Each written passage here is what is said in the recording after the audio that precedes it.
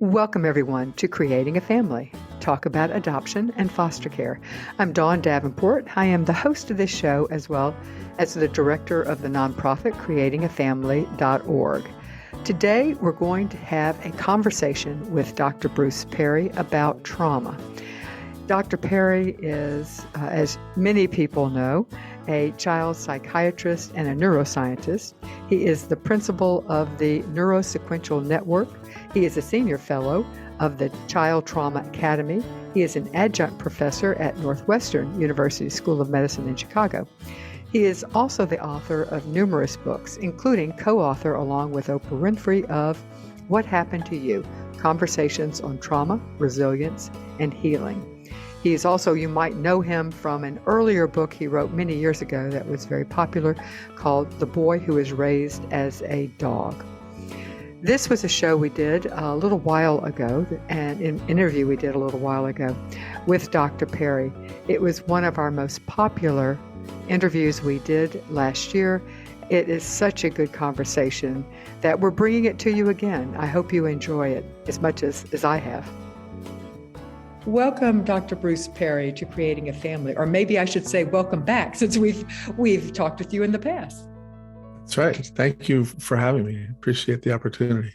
Well, as you probably heard from a lot of people, I have thoroughly enjoyed What Happened to You, and was so thankful that you wrote it. And I love the shift in perspective, which is kind of at the heart of the book, from looking at what's wrong with you or what's wrong with him, her, or they, to what happened to you or to them.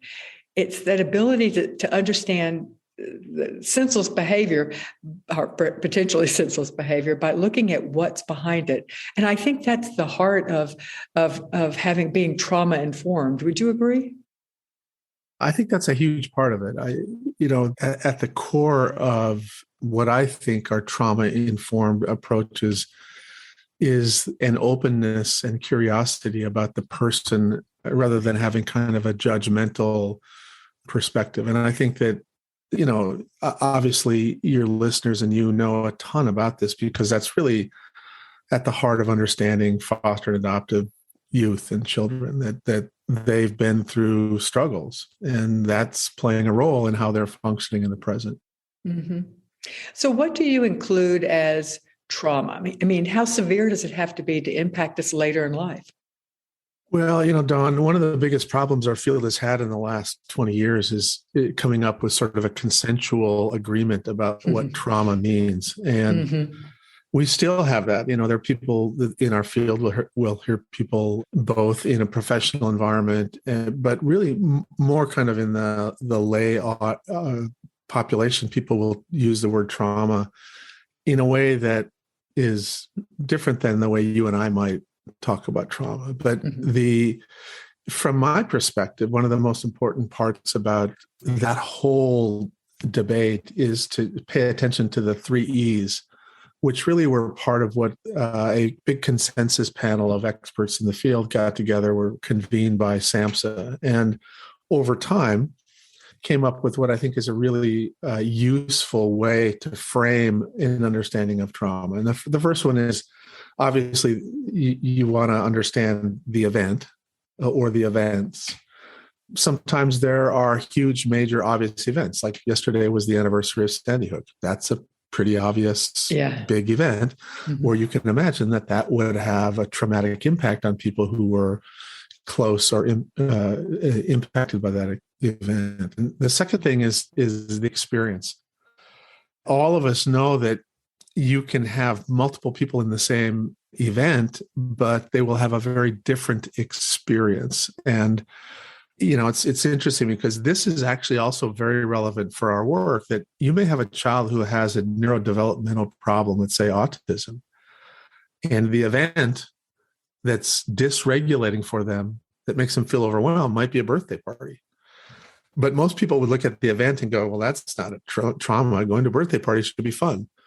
But the internal experience for a child with autism of being at a birthday party where there's all this uncontrolled overstimulation and relational stuff swirling around could literally make that child feel so distressed that it could have a have some long-term effects, which is the third E.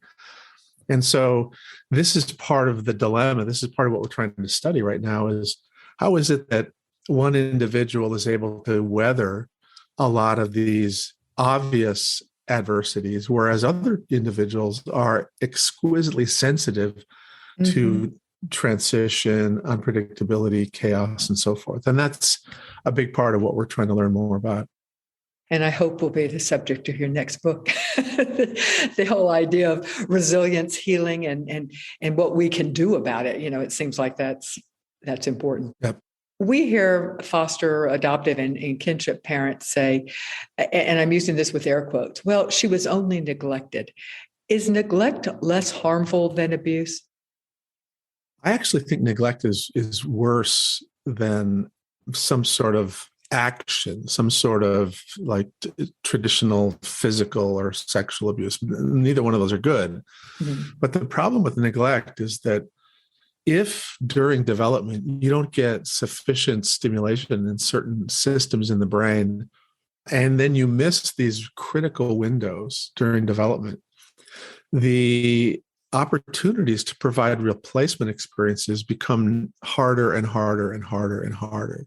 So in many ways, the long-term impact of neglect tend to be harder to identify and harder to treat. So, neither one of them are good. It's not good to have sort of a big abusive event. But part of what we've been finding, and many other people in the field have seen, is that you can have a lot of these adversities that people go, wow, that's bad. You got physically abused, you had poverty, you went from home to home. But we look at the individual and they're doing pretty well. And then we look a little bit more closely. What we realize is that all through that, there were solid connections to healthy people. And it might have been somebody that was in their church community. It might have been somebody who was a kin. It might be a coach that took a special interest in the child and sort of brought them into their family sphere and provided this connectedness that was able to buffer some of the adversity. So, we're continuing to try to tease this all out, and human development is very complex. And this is why we have a lot of incomplete answers to these very important questions. Yeah, that makes very good sense to me. We talk about the power of one. One caring adult and a child or youth's life can make such a difference in that child's ability to both survive physically, of course, but also emotionally. And it's interesting, Dawn, though, that there's something that we should talk about there. We talk about the power of one, and I've talked about how, even when I talk about this, when I teach, the presence of a safe, stable relationship can buffer some of the adversity and can provide a healing environment. But I don't want people out there, when they hear that, hey, if I was only better at being connected, then all the problems my child has would go away. Part of what we need to continue to focus on is that not every child that comes into your home is starting at the same point. Some of the kids are so far behind developmentally and so dysregulated that you can be a great parent and they'll still struggle. And so your presence is helpful for them, and your presence is helping them do well. But you're not going to see the kinds of rapid progress or what you really want. And I think a lot of parents beat themselves up because they're hearing out there that, hey, it's just connectedness and it's just a relationship. And they're like, well, what the hell? I mean, I'm doing it, damn it. Exactly. I give my whole life to this kid. I sacrifice my bridge club. I sacrifice going to work out at the gym. I go to the school 3 times a week and talk to counselors, and still my child's struggling. And so I think it's important to remember that it's not just, that presence. It's that your presence is a necessary element of healing, but it's not the only thing that has to go into the stew to make the child heal. If only it were that easy, huh? That we could just say, this is the one thing. But as you said, we're just much more complex than that. Yeah. Let me pause here for a minute to tell you about a free educational resource that we're offering you thanks to the Jockey Being Family Foundation. We now have 12 free online courses available for the listeners at the creatingafamily.org podcast. You can go to our online parent training center, and the easiest way to get to the free courses is to use this link, bit.ly/JBF support. That's bit.ly/JBF support. You can see all 12 courses, and they are all free to you. Thanks, Jockey Being Family. We got a question from Kenya, kind of in the general genre of what counts as trauma. Kenya's question is, when siblings are separated in foster care and the parents are taken completely away from seeing the children for years at a time, does this lack of contact count as trauma? And how does this type of what she calls no-touch abuse affect the child's brain? Well, there's definitely, if you look at the impact of these relational ruptures, whether it's even from your biological parents who may have been less than ideal, and then your siblings, that these have impact on the way you function. And in some cases, it might reach the level of what we would call trauma.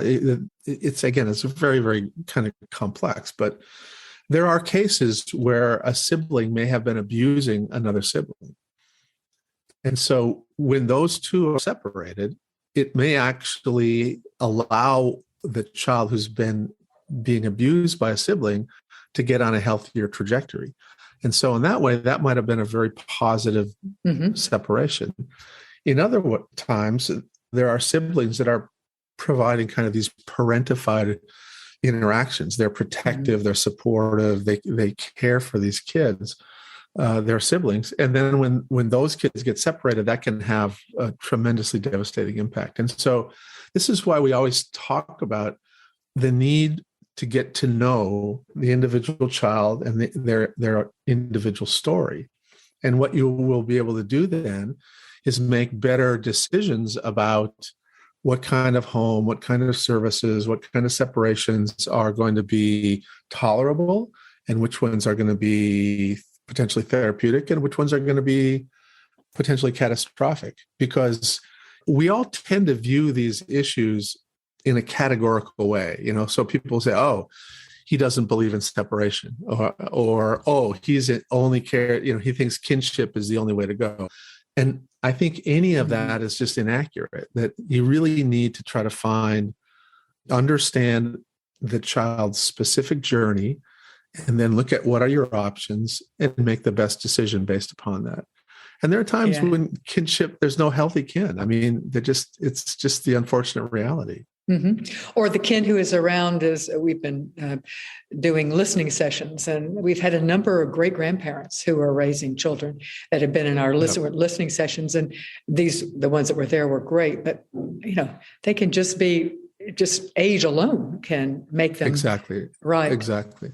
And this again sort of makes the work that we all do so important, that when we do put somebody with elderly grandparents or great grandparents, we need to make sure that we don't leave those individuals alone to do this.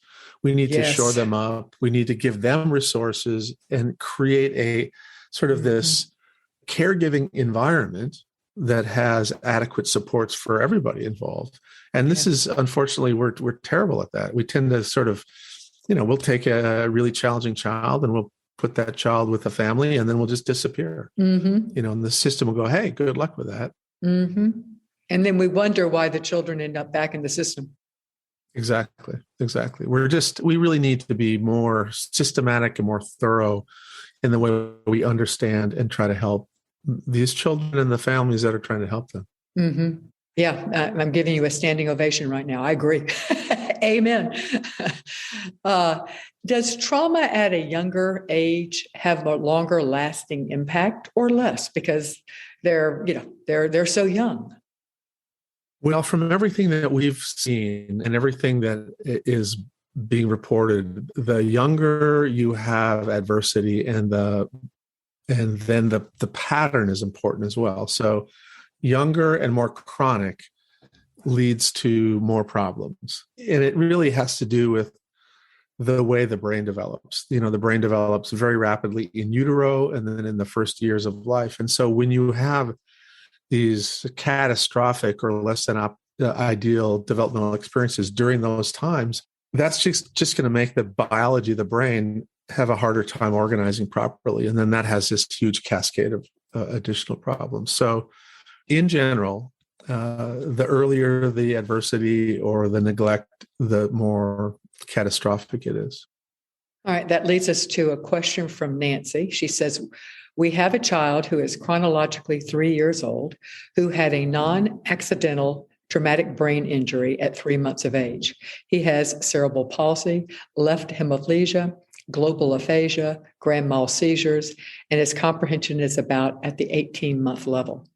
He is a sweet boy, but prone to rages and is very loud. Could this be from trauma, or is it his age and frustration? He has been in our care since 2 weeks post-trauma, discharged from the hospital. His mom is developmentally delayed, as is his dad, and he is also prone to anger. So she's trying to figure out if this is his age and the fact that he has these disabilities causing him to have frustration, or at 3 months, the significant trauma he had at 3 months is the reason. Well, here's the dilemma. There's not one reason. The human behavior is very complex. And I heard multiple potential factors that would plausibly be involved in the impulsivity and sort of the anger and the dysregulation stuff that you mentioned. And this is why, when we do our clinical work, we have an assessment process that tries to give us sort of this snapshot of the way the individual's brain appears to be organized and where it is developmentally. And then we target the approach to where the child is developmentally as opposed to where they are chronologically.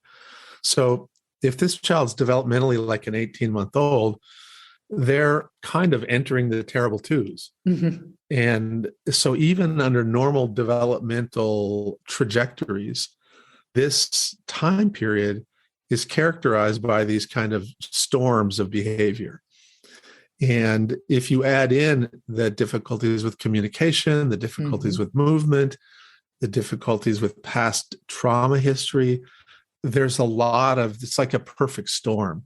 Mm-hmm. So that's kind of that's what I would think is going on. Now, with all that said, the good news is that when the brain has compromise that comes from any of these routes, there's still hope that with developmentally targeted interventions, that there will be progress.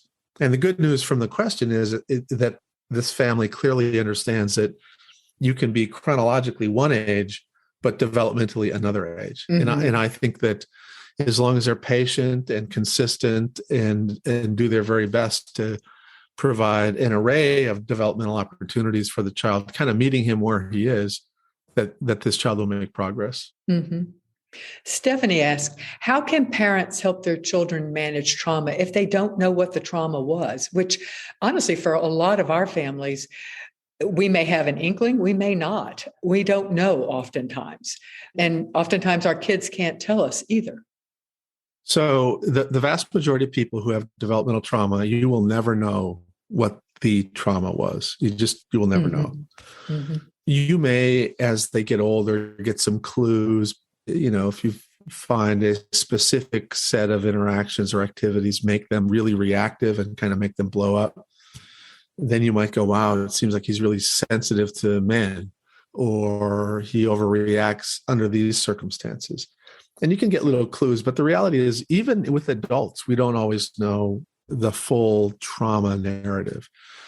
So the good news is that really, in the end, is not going to get in the way of treatment. The key thing for treating trauma is to really provide consistent, predictable, nurturing experiences that help these systems that are overly reactive become less reactive. Mm-hmm. And that doesn't really require a traditional use of cognitive storytelling. That just doesn't require that you have that traditional cognitive behavioral approach. If you use a somatosensory regulatory strategy, these kids and adults can start to get better regulated. And sometimes when they get better regulated, there will be parts of their cortex that open up and they'll actually remember more. So at that point, you can then start to weave in more traditional cognitive and insight-oriented work. But it's not necessary to know the trauma. I would encourage the reader to go read Bessel van der Kolk's book about the body keeps the score. Uh-huh. Yeah. And it really, Bessel and I have talked about this a lot, that it really is, words can be very important and words can be healing and cognitive behavioral therapies can work. But if you have sort of this clear delineated experience that took place while you were old enough to make a memory, a cognitive memory. But if you were 18 months, you can't make the kind of memory that's going to be accessible with traditional cognitive behavioral therapy. Mm-hmm. So we rely upon these bottom-up strategies, which actually turn out to be very, very successful and very useful. Well, you mentioned, and I didn't write it down, semantic sensitive. I think I missed part of it. Type of approach. What do you say it again so that I will get it correctly? And what do you mean by that? Somatosensory. Basically, what I mean is therapeutic approaches that use the body and your senses to get into the brain. So when you move your body, like when I sway back and forth, I'm actually activating systems in the lower part of my brain that are involved in attention and arousal and the stress response. And so when you see a child who's rocking themselves, they're trying to self-regulate. And again, lots of people have written about it, but the most direct route to these core regulatory networks in the brain that are involved in stress and mediate most of our trauma symptoms, the most direct route is through sight, sound, smell, touch, and internal signals, interoceptive signals like movement. So when you dance, when you listen to music, when you play with clay, when you do all kinds of things that you're not talking about the trauma, right? Mm-hmm. But you're doing pattern, repetitive, regulatory things that can help you heal.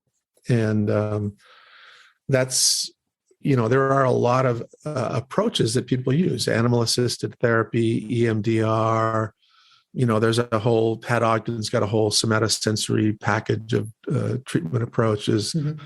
And again, there are a lot of different therapeutic techniques that get to those parts of the brain, but a lot of them are similar to OT, sensory diet work, therapeutic massage, all kinds of things that are less talking and more being. And I think that helps a lot of these kids. We had a number of discussions, but one in particular about the book, What Happened to You, on our online support group. And for those who are listening who may want to join us, it's at facebook.com/creating a family. And I wanted to read two of the comments that we got. This is from Joy. She said, one point in the book that was particularly encouraging for me was that times of healing were very often short but powerful. And then Tracy chimed in and she said also that the more times our kids experience healing, even in short bursts, the more their brains redevelop in healthier ways. I thought you could talk some about that. That was so encouraging for so many in our audience. As I came into clinical training with the advanced training in the neurosciences. And what I'd been studying and what I knew a lot about was that the neurons and neural systems and the way they work and the timeline for causing change in the synapse, which is really what is the mechanism underlying learning of memory and therapeutics, is changing the neurobiology of these systems. And what I knew from that work was that a meaningful stimulus that could lead to change was literally seconds long. And so I had that in the background of my brain as I started to do clinical work. And when I was doing clinical work, it was like, oh, you go see me as the therapist once a week for 50 minutes. And somehow in that 50-minute session, I was supposed to do something that would result in changing the brain of this child. And in the beginning, I kind of did what I was told, and had this fantasy that I was so powerful and that I was so great at what I did that my magical hour was going to change everything. Yeah.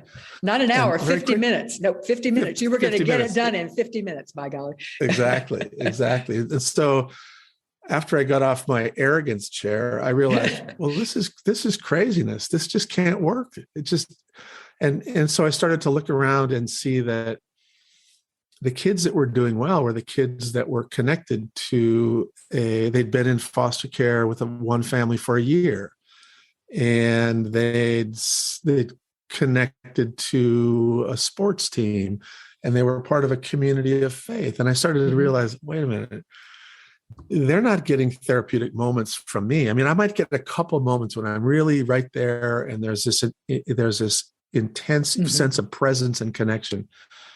But that usually was pretty fleeting and pretty overwhelming for the kid. And then they'd sort of back off and they'd wander around and they'd play, and then they might come back and then talk about something. But so even in a good 50-minute session, you might get 2 or 3 of these little moments where you really thought something was happening. But what I realized was that every day when this child was heard and listened to by the foster parent and tucked in at night, and let me wash your hands, and let's wash our hands together, and the coach would say, good work. And, all of these little moments were what was making the therapeutic change. It wasn't my magical hour. And so we started to look at that much more carefully. And lo and behold, every other discipline that was looking at health, not just mental health, but physical health, was showing that connectedness, being connected in safe, stable, and enduring relationships was the best predictor of physical health, social health outcomes, mental health outcomes, and it was a tremendous counterbalance to adversity. And so we started to look at this more carefully, and our clinical approach now is very intentionally external to the therapeutic hour. We intentionally help the coach, the teacher, the parent, the foster parent understand the child better, so that they can have more of these moments. And everybody who's listening, you know exactly what I'm talking about. Those moments when you might be going through the routine of like the after school thing, and then there'll just be this moment where you really are fully present with them, and they'll open up about something that was hurtful in class, and you'll do your best to kind of comfort them and make them feel better. And then 3 minutes later, they're off to go do something else. But that moment, that minute, that therapeutic moment, that's what it endures. And that's what is changing the biology of the brain. And that's what's healing these kids. It's not me, it's you. And that's what I want people to understand, is that the majority of therapeutic change takes place in non-therapeutic, in non-therapy relationships. But the training of the parents and helping them understand, if nothing else, the power that they have is important work. Absolutely. Mary asks, is there an association between trauma and sensory processing? And if so, do you know why? She wants to know. First of all, the answer is yes. We know that as the brain is organizing and all of your sensory input comes into your brain separately. So touch and smell and sound, they all come in separately. And they come into a part of the brain that also has these important centers that are involved in stress. So an individual who is either in utero or early in life experiencing stress will have stress-related inefficiencies in how these sensory connections get made. So as you get older, your brain starts to connect sight and sound and smell and touch and taste, and then you kind of weave all that together to make sense out of the world. But that process can be interfered with by distress. And so trauma-related experiences will interfere with the normal synchronous development of sensory integration. And then that, again, has this whole cascade of impact. And the brain develops from the bottom up.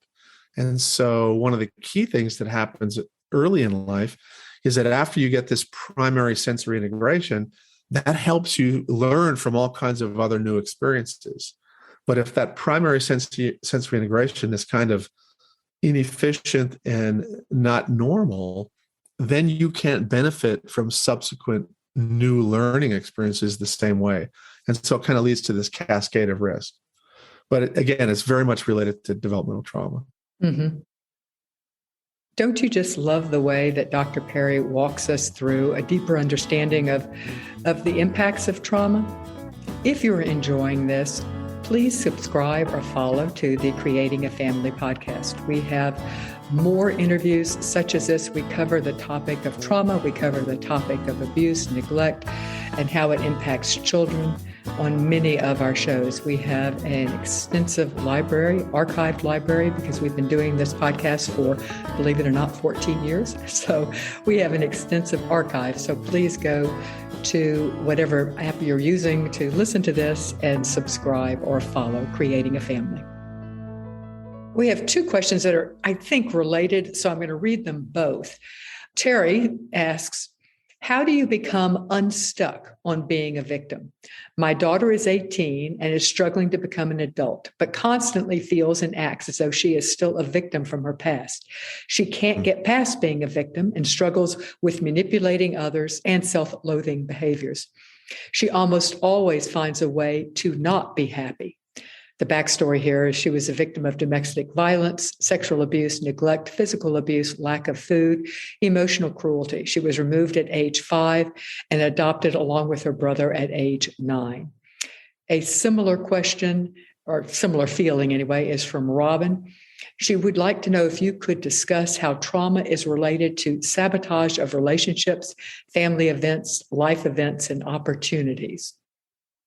Yeah, well, both of those questions are sort of touching on things that are very commonly seen in kids that have really tough developmental backgrounds, particularly when the abuse took place in context of these primary relationships that are supposed to be keeping you protected and feeding you and making you feel loved. So one of the things that happens as the brain is developing is that you start to try to make sense out of the world. And I kind of mentioned it earlier, even at this primary level, you're trying to connect what you see with what you hear, and what you hear with what you feel, and what you weave together all this sensory input, and you begin to make what we call a worldview. Mm-hmm. And one of the primary, most important worldviews you create is about what people mean, and because people are such a primary element of your first experiences. Mm-hmm. So your brain's trying to figure out, what is this thing that hovers around and has 2 eyes and a nose and a mouth, and they say things, and sometimes they smile. And so your brain begins to get some understanding of what people are. And that primary organizer of your worldview about all people is your primary caregiver, which, let's say in this case, might be a mom. But if the mom's struggling and she's in a domestic violence relationship, there's also another human being that all of a sudden blows up the ability of your mom to be attentive and attuned. Mm-hmm. And so she'll be preoccupied sometimes, and she'll be absent sometimes, and she'll be crying sometimes. And so your brain's like, I'm not getting a consistent signal here about what people mean. And sometimes my needs aren't met, and sometimes I'm scared to death. I don't know what's going on. And so your worldview starts to become that the world is a chaotic place. Mm-hmm. And it's unpredictable. And sometimes people will be kind, but then they'll leave and they'll disappear. And then sometimes people will get too close to you and they might hurt you, they might kiss you. But you don't know which one it's going to be. And so as you get older and you have some agency, right? You have some ability to control relational interactions. You start to do things to keep all your relational interactions controllable. Mm-hmm. So if the little child down the street wants to play with you, you want to be connected because there's this powerful pull, but you have to play the game I want. And if you don't play the way I want, then I'm going to call you names, then I'm going to push you away. Mm-hmm. I'm going to control that. I would rather control you coming and going than have something uncontrollable happen. And so they develop these very maladaptive techniques that have this weird push and pull. Mm-hmm. A lot of these kids develop the capability as they get older to make relationships.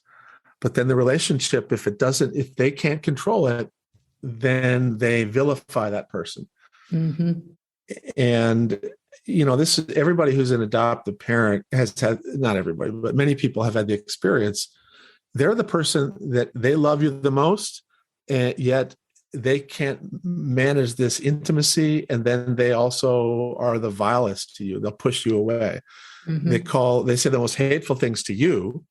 And then an hour later, they want to crawl in your lap as if that didn't happen. Mm-hmm. And so this weird need, their worldview starts to influence the way they do everything they do. Mm-hmm. And again, depending upon a number of things, it can start to influence how they view themselves. They'll be self-loathing because they're like, why do I always blow up these relationships? They don't quite understand it. Mm-hmm. And they start to go, I must be bad. I must be this. I must be that. And then, of course, their sense of themselves starts to get influenced by this Mm-hmm. primary relational difficulty they have. Now that's sort of a thumbnail Mm-hmm. overview of why some of this stuff might happen. The other thing that we all see with these kids, not all of them, but there's a weird thing about your brain. Once you develop a worldview, your brain likes your worldview. It's safe. I mean, it is your worldview. It makes exactly. sense. That's exactly right. And so when your worldview is that people are unpredictable, people are out to hurt me, people are all of this, the world's unsafe, and you get into an environment where, wow, these people are consistent, predictable, kind, and nice, there will be both conscious and unconscious efforts to prove that your worldview is right. So there will be provocative behaviors that will provoke the world into punishing you or yelling at you, or you figure out how to cause chaos. And then you go, oh, see, the world's chaos. Mm-hmm. And these kids get really good at that. And it seems so puzzling because here they are in an environment where there's safe, pleasant, positive things, and they'll blow them up. Mm-hmm. And we go, what in the world is going on? Mm-hmm. But a lot of it, I think, is related to this, just that the worldview we create early in life has a powerful hold on us. And now it can change, but this is where words do become helpful. So once you get a young adult who's doing this, and you teach them a little bit about how the brain works and how the brain develops, almost all of them go, oh, wow, that's what I do. Mm-hmm. And you go, yeah. And then you can talk about, well, let's talk about a strategy to change that. And one of the strategy I use a lot is that I try to take, particularly around I'm a victim, the world's been hard to me, blah, blah, blah. I actually think many of these individuals do better and begin to heal when they actually get into serving and helping relationships. So I will ask them to help me work with a child who's younger, who also went through really bad things. This kid needs somebody to help him with his homework. He's 2 grade levels behind, and you know what that feels like.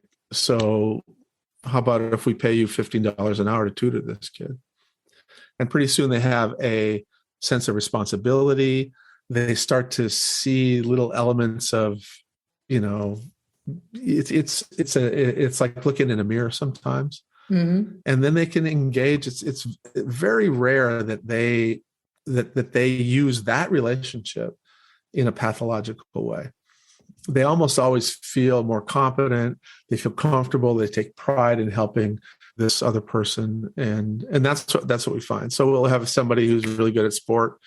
We'll get to have them coach a kid who wants to play basketball, or coach a kid that likes the sport that they like, but is a little bit less developed than they are. Mm-hmm. And so, we do this all the time. So a lot of these kids, let's say you've got an 18-year-old who reads at a 12-year-old level, and they think, I'm stupid. Why should I be in school? Blah, blah, blah. And we tend to send them off to a tutor to help them. But what we do is we say, hey, you read at a 12-year-old level. We got a 9-year-old who reads at a six-year-old level. We want you to tutor him. And so reading gets reframed as something that they're good at, as opposed to something that they're bad at. And they start to take pride in that. And then pretty soon reading isn't something that they avoid. They actually kind of like reading. And lo and behold, before they know it, they're reading at a 13-year-old level and then a 14-year-old level. And these two progress together. And so that's the kind of thing that we try to put in place. We were talking about trauma at an early age and why that is more impactful. I wanted to back us up even further and talk about prenatal trauma. Yeah. I mean, it could come from any number, but we're doing quite a bit of work at Creating a Family on in utero exposure to alcohol and drugs. And then, of course, there's maternal stress. There's other types of prenatal trauma. Has there been much research on that? I mean, of course, there has been on the impact of alcohol and drugs on the developing fetus, but just trauma in general happening in utero? There's more and more work being done, Dawn, on looking at cohorts of children where the mother was significantly distressed. Now, part of the problem is that usually when there's been a lot of stress for the pregnant mother, you're also going to run into they smoke and they drink. Yeah. And the reason they were stressed was they were in a bad relationship and they got beat up. And so we had a study once where we were trying to look at this, and it was just so we had. How do you tease out? Yeah. Is it stress, or is it the fact that they're drinking and doing drugs to self-medicate to control the stress, or that they are in bed? Yeah, exactly. Yeah. And so that's one of the reasons that we have this huge data set. We've got a big clinical assessment model that's looking at this across, we now have 90,000 cases, because in order to kind of get the numbers that you need to look at this the right way, you have to have a wide reach. And so we're only, believe it or not, with 90,000 cases, we're just now getting to what I'd call the adequate numbers to look at that carefully. Sure, that makes sense. And so what we are finding, though, is exactly that these kinds of studies, and then some very interesting retrospective studies that were done when a large population was stressed. Yeah. Going back to the World War II. So World War II, exactly right. Right. That's exactly right. So it's an emerging field. And I do think that everything is pointing towards the impact of stress and distress on the mother as having the ability to have some epigenetic changes that lead to increased risk. But it's, this is a story that will unfold, over the next 10 or 15 years as we get better techniques to look at this. As your research develops, reach out and we'll try to help publicize it, because I'm fascinated by that. And does this fit within the whole nature of generational trauma? Many of our adoptive, foster, and kinship kids come from families where their parents have been abused and neglected, and not infrequently were in the foster care system themselves. And even in international adoption, there's, war and parents who have been raised in institutions and things like that, and now their child is. So is that fit within what you're talking about generational trauma? Absolutely. And it's, again, as we look more and more carefully at what are the determinants of how we're functioning in the present, what are the determinants that make you at risk for heart disease? What are the determinants that make you at risk for, diabetes? We can kind of pin a little bit on genetics and a little bit, and we're now able to kind of look at, diet and other habits, but it's turning out, as I think everybody who's listening probably knows, that the pattern and the nature of adversity during your development play a major role in your physical health and in other lots of really important parts of mental health. But as we look even further back, it turns out that the experiences of your grandparents and your great-grandparents probably also play a major role in some of the risk that you experience for a variety of mental health, social health, and physical health issues. And again, this is an emerging field. In animal models, we can study 4 generations of mice pretty easily. Mm-hmm. And we can control diet and environment and stressors and genetics and look at this. But in human populations, oh my gosh, I mean, we're complex. And so we just get these little snippets of sort of promising studies that point this out.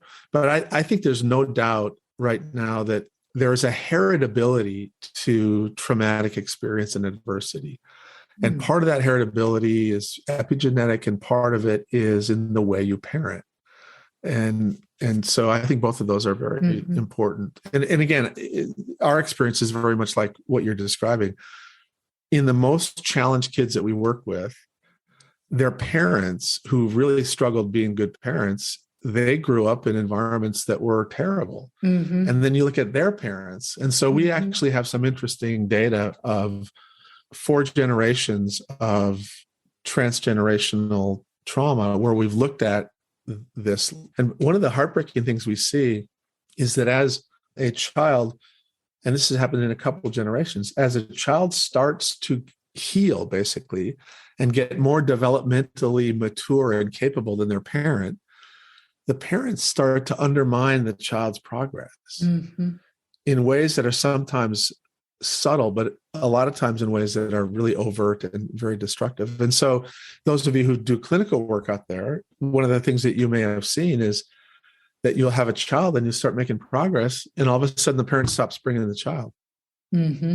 And what you find out is that the parent's almost jealous of the attention, or the parent is doesn't want a child who's more developmentally capable than they are. And so they undermine the process. And again, this is something that we have to think about in the way we construct our interventions. And we have to do more to help the parents. And I think that if we did that, then we would have an easier time helping their kids. I want to thank one of our longtime partners, the Vista Del Mar.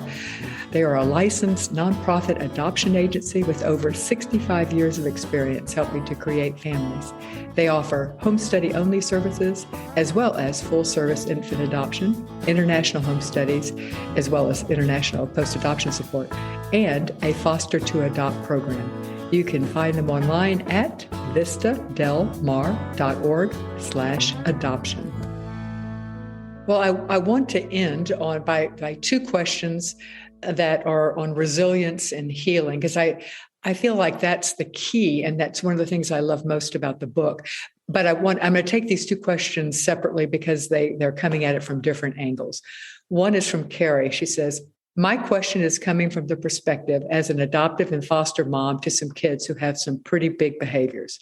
We are doing everything we can, providing an incredibly loving and stable home, participating in therapy, great school support, psych cooperation with some meds being used, a good relationship with their bio parents.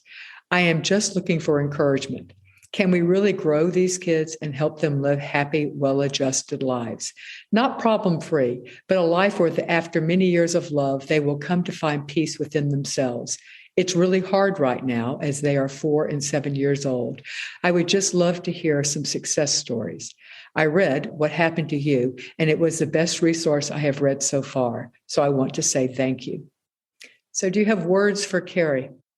I do, Carrie. Well, first of all, thank you for your kind words about the book and for doing what you're doing, because it really will make a difference. These kids are going to grow up and they're going to find a niche, and they're going to be able to make the world a better place. There's just no doubt about it. If you look around, it's interesting how many people have gone through really hard developmental challenges, and some of them had never ever really formally entered our systems and ended up doing okay. And a lot of them, I remember there was a minister when I was growing up who was like one of the pillars of our community. And I didn't find out that he was raised in care until later on when I became a professional. And I was giving a presentation in my hometown. And he said, I was one of those kids. I said, really? I was just shocked. And because so much of our focus is on the bad stuff, right? The bad outcomes. But the vast majority of kids who have these hard starts and get into a home like yours do well. they struggle, but we help them with the struggles, Mm-hmm. and they may not be exactly, they may have a little imperfection here, like who doesn't, right? Yeah. But they'll find a niche. And more than anything, what will stick is the way you love them. That's what will stick. They may not be math geniuses, and they may not, they may have aspirations that they don't meet, but we all do. But what they'll remember is how the people around them loved them and cared for them. And that's what they'll carry forward. And that's really what matters in the end, I think. So that, yes, they do get better. And there's lots of success stories. I mean, Simone Biles is a great example. Mm-hmm. There are many, many, many people in the public eye who grew up in the system and grew up following trauma and who are doing pretty well. Mm-hmm. And our last question is from Ashley.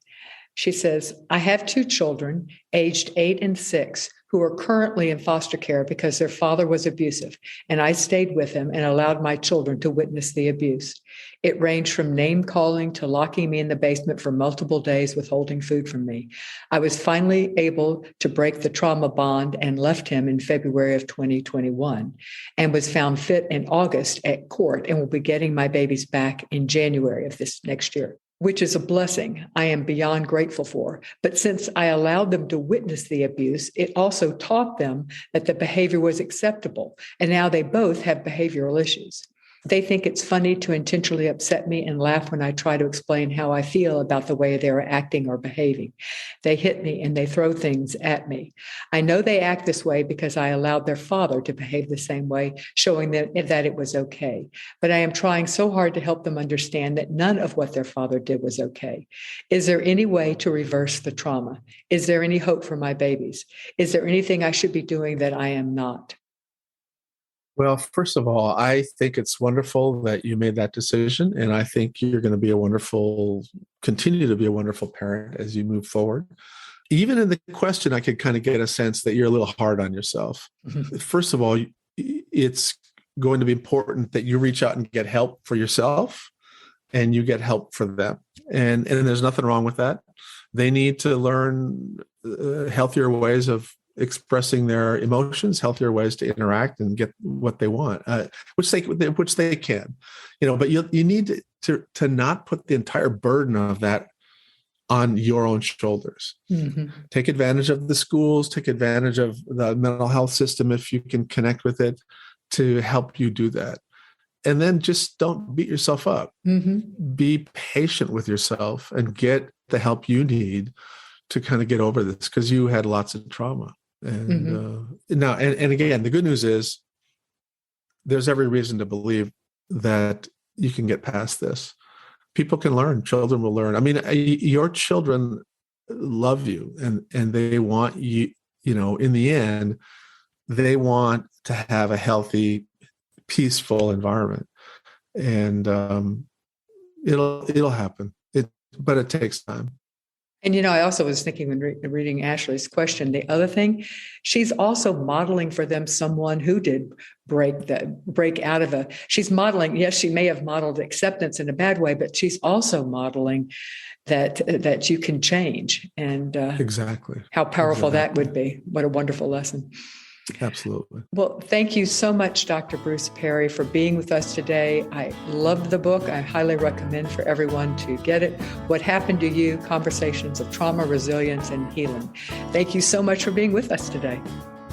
Thank you for having me, Dawn, and keep up the good work. Thank you.